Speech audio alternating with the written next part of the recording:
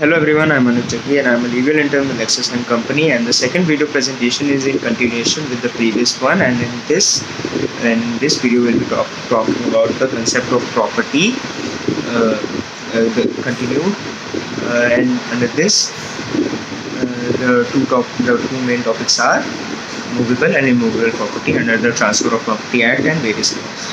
So let's begin. So according to Koch, the earth hath in law a great extent upwards, not only of water as hath been said, but of air and all the other things, even up to heaven. But under the Transfer of Property Act,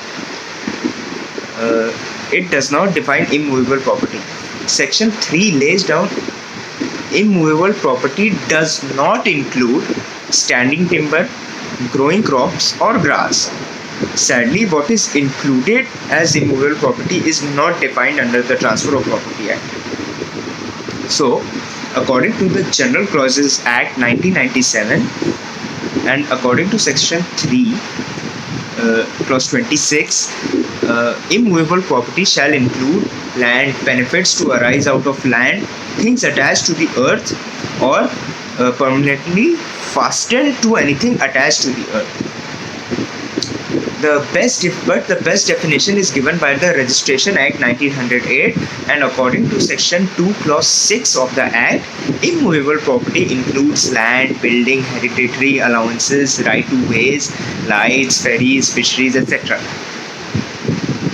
So, benefits to arise out of land or profits, every benefit arising out of an immovable property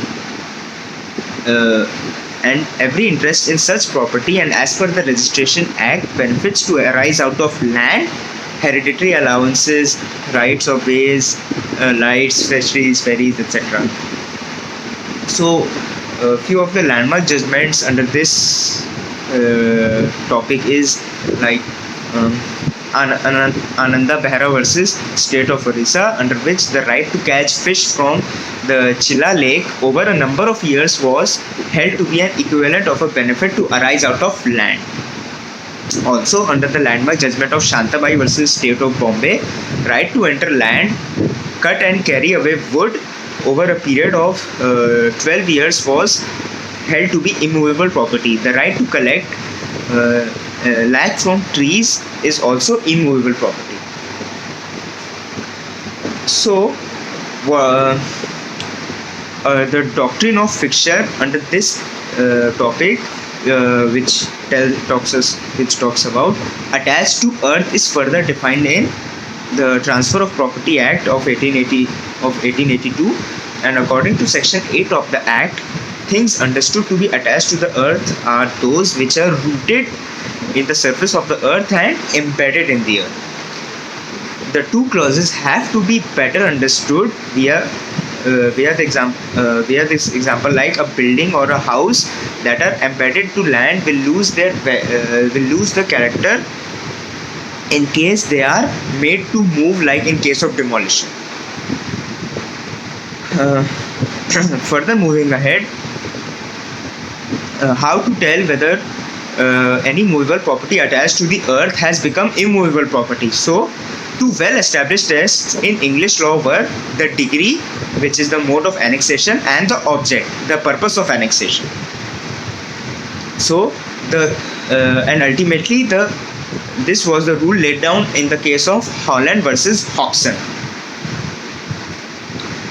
And further, under this case also there was also various questions raised, like what is the object or the purpose of annexation. So the answer behind this was that some of the crushed stones are deposits on a land, so that it can be transported elsewhere in few days. But the intention or object is not to keep the stones permanently. They are to be enjoyed independently and on the land which it is originally being deposited.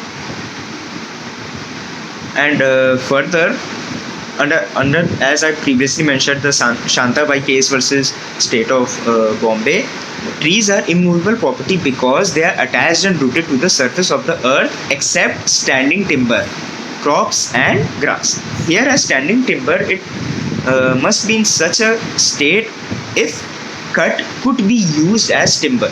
The legal basis of the rule is that the trees are not continued. Then the next important concept is the movable property. As the Immovable Property Transfer of Property Act does not define movable property also, but Section 3, Clause 36 of the General Clauses Act defines movable property as property of every description except movable property. Examples like royalty, machinery not attached to the earth, standing timber, growing crop, grass, a degree of arrears of rent, etc. Section 2, Clause 9 of the Registration Act 1908 defines property as movable property includes standing timber, growing crops and grass, fruit upon juice and in trees, and property of every other description except immovable property. Under the landmark judgment of Bamadev Panigrahi versus Monorama Raj, the cinema's equipments like projector, diesel engine, etc. installed on the tenanted land temporarily are movable properties, even if the equipments are fixed strongly and the land was taken on mortgage.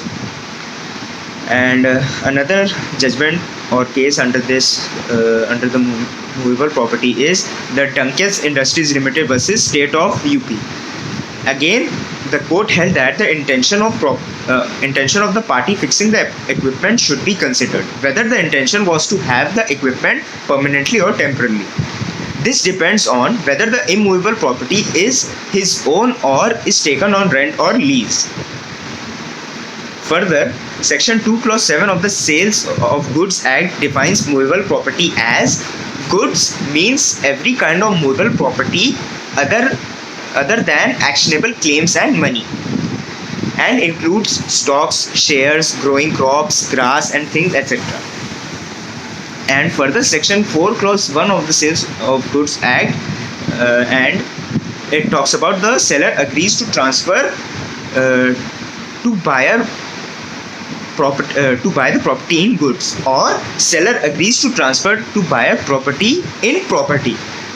For example, the first property being the interest in sale of, or the interest in ownership, which is absolute ownership, and the second property in question being the movable property or the goods. So this was the basic concept and idea of movable and immovable property and the landmark judgments in this concept. So I hope you get a brief idea about it. Thank you everyone.